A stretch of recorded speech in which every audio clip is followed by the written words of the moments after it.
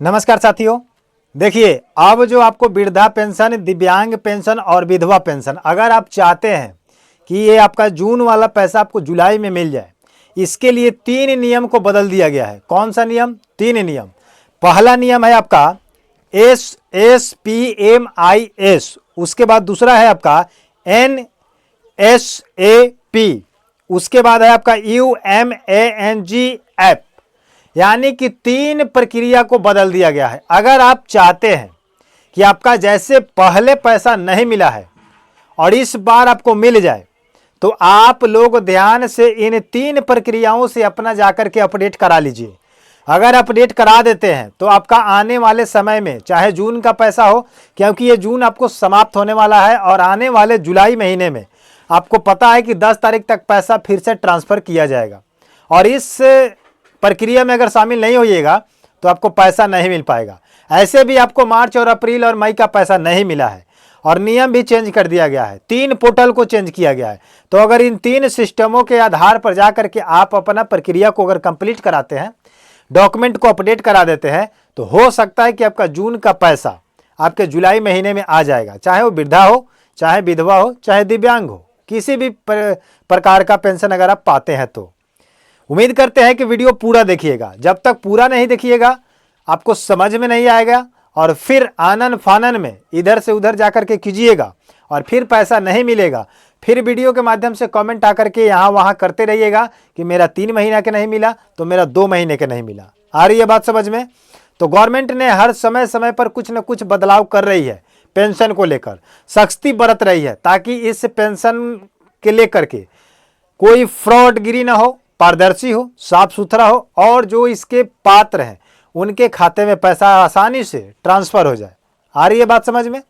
Video को like कीजिएगा, channel को सब्सक्राइब कर लीजिएगा, इस वीडियो को शेयर कर दीजिएगा उन तमाम लोगों के पास जो इस पेंशन को लेकर के परेशान है। चाहे विधवा पेंशन हो, चाहे वृद्धा पेंशन हो, चाहे दिव्यांग पेंशन हो, किसी भी प्रकार के, ज़्यादातर अगर देखा जाए तो हर घर में वृद्ध व्यक्ति हैं, हर एक घर में वृद्ध माता पिता हैं जिनके पेंशन अभी आ रहा था और कुछ महीने से डिले करके उनका पेंशन को रोका गया है।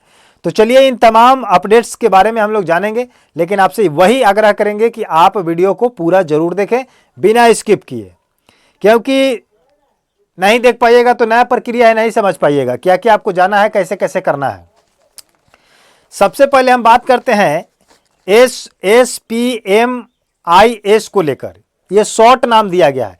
ये नया पोर्टल लॉन्च हुआ है बिहार सरकार के द्वारा। उसके बाद एक और पोर्टल जारी हुआ है केंद्र सरकार के द्वारा, और एक ऐप जारी किया गया है जो आपको सिस्टम के द्वारा। तो 3 चीज है, तीनों से अगर आप किसी से करा सकते हैं तो कोई दिक्कत नहीं है, करा सकते हैं। इसके लिए आपको जाना कहाँ होगा? आप अपने मोबाइल से इस नए पोर्टल पर नहीं कर सकते हैं। इसको कराने के लिए आपको CSC केंद्र जाना ही पड़ेगा। समझ गए? तो सबसे पहले हम जान लेते हैं नया पोर्टल के बारे में। सबसे पहले इसमें लिखा गया है कि SSPMIS, इसका फुल फॉर्म क्या है? Social security. समझ गए? Social security pension management information system. इसका मतलब हुआ कि जो सामाजिक सुरक्षा पेंशन जो है उसका इंफॉर्मेशन इस नए पोर्टल के माध्यम से आप तक जाएगी, और जितना पैसा का ट्रांसफ़र किया जाएगा उसका मैसेज रिकॉर्ड गवर्नमेंट के पास रहेगा कि कैसे कैसे प्रक्रिया किया गया है। एक नया पोर्टल लॉन्च किया गया है। दूसरा केंद्र सरकार के द्वारा किया गया है NSAP, national social assistant program. समझ गए? उसके बाद है आपका उमंग ऐप।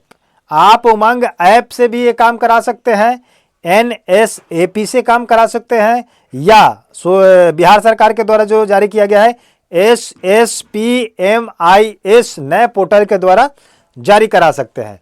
अब आप इसमें क्या क्या कीजिएगा? आप जो बहुत दिनों से रट लगाए हुए हैं कि हम बहुत दिन पहले KYC करा चुके हैं, जीवन प्रमाणीकरण करा चुके हैं, और DBT करा चुके हैं, और आपका सब कुछ ओके है, फिर भी पेंशन आपको नहीं मिल पा रहा है, तो पुराने पोर्टल से करना बंद कर दीजिए और अब ये नया पोर्टल से जा करके आप लोग KYC कराइए। उसके बाद आधार को अपडेट कराइए, उसके बाद जीवन प्रमाणीकरण करा दीजिए, उसके बाद DBT लिंक करा दीजिए, उसके बाद आप NPCI करा दीजिए। जब आपका ये सारा प्रोसेस क्लियर हो जाएगा तो आने वाले समय में, आने वाले टाइम में जून का पैसा जो जुलाई में ट्रांसफ़र किया जाएगा, करीब करीब आपको 10 तारीख तक, 10 से लेकर के 12 के बीच में पैसा आ जा रहा है। जितने लोगों का कागज अपडेट है उनके खाते में पैसा आता है, जिनका अपडेट नहीं है उनके खाते में पैसा नहीं आता है। तो अपडेट को अगर बात करें तो करीब करीब 95 लाख ऐसे व्यक्ति हैं जिनका अपडेट है, और करीब 18 से 20 लाख ऐसे व्यक्ति हैं जिनका अपडेट नहीं है। तो अपडेट नहीं है तो पैसा नहीं आता है। लेकिन कल के वीडियो में हम लोग बात किए थे कि इसका KYC करने के लिए, इसका जीवन प्रमाणीकरण करने के लिए गवर्नमेंट ने एक महाअभियान का प्रचलन शुरू करने के लिए प्रस्ताव दिया है।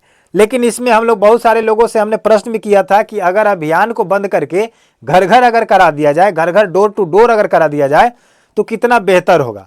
तो इसमें बहुत सारे लोगों का कमेंट्स आया था कि सर घर होम टू होम हो जाना चाहिए, डोर टू डोर, समझे कि नहीं।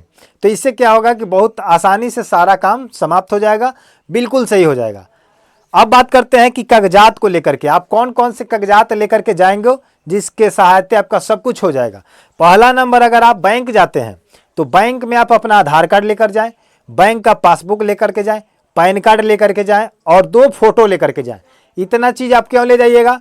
क्योंकि जब आपका अकाउंट अगर इनएक्टिव हो चुका होगा, आपका KYC अगर मांग रहा होगा, बिल्कुल बंद हो गया होगा, तो यहाँ पर आपका आधार, पैन, पासबुक और फोटो 2, 3, 4 चीज़ लगता है, जिसके वजह से आपका अकाउंट चालू हो जाता है।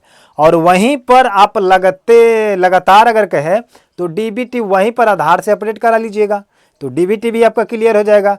और वहीं पर आप कह करके NPCI भी अपडेट करा लीजिएगा, क्योंकि जिन व्यक्तियों का DBT और NPC में प्रॉब्लम है, ज़्यादातर देखा जा रहा है कि उनका ही पैसा नहीं जा रहा है, ट्रांसफ़र नहीं हो रहा है, चाहे वो वृद्धा पेंशन हो, चाहे विधवा पेंशन हो, चाहे दिव्यांग पेंशन हो, लेकिन यही प्रॉब्लम है। तो आप इन चीज़ों को जा करके बढ़िया से समझिए, करवा लीजिए। और कम समय बचा हुआ है, आज आपका करीब करीब 25 तारीख है, 25 तारीख के बाद आपके पास बचता है 5 दिन, और 5 दिन तक अगर नहीं कराते हैं तो 1 से लेकर के 2 के बीच आपका ट्रांजैक्शन का प्रोसेस क्या होता है, शुरू हो जाता है। गवर्नमेंट के पोर्टल पर पैसे को क्या किया जाता है, शिफ्ट करना स्टार्ट हो जाता है। और 10 तारीख जैसे आता है, बिहार सरकार के माननीय मुख्यमंत्री सम्राट जी के द्वारा बटन को दबा करके सभी के खाते में पैसा ट्रांसफ़र कर दिया जाता है। तो आप लोगों से उम्मीद है कि आप लोग वीडियो से जानकारी प्राप्त कर लिए हैं, समझ चुके हैं। तो आप लोग जाइए और नए पोर्टल 2 लॉन्च हुआ है, इस नए पोर्टल के माध्यम से अपना पूरा KYC का काम करा लीजिए और 1100 आप प्राप्त करिए, नहीं तो ये भी 1100 आपका बंद हो जाएगा। उम्मीद करते हैं समझ चुके हैं। चैनल को सब्सक्राइब करके वीडियो को लाइक करके मेरा मोटिवेशन को बढ़ा दीजिए, और मिलते हैं नई जानकारी के साथ, नए अपडेट के साथ। तब तक के लिए जय हिंद, जय भारत।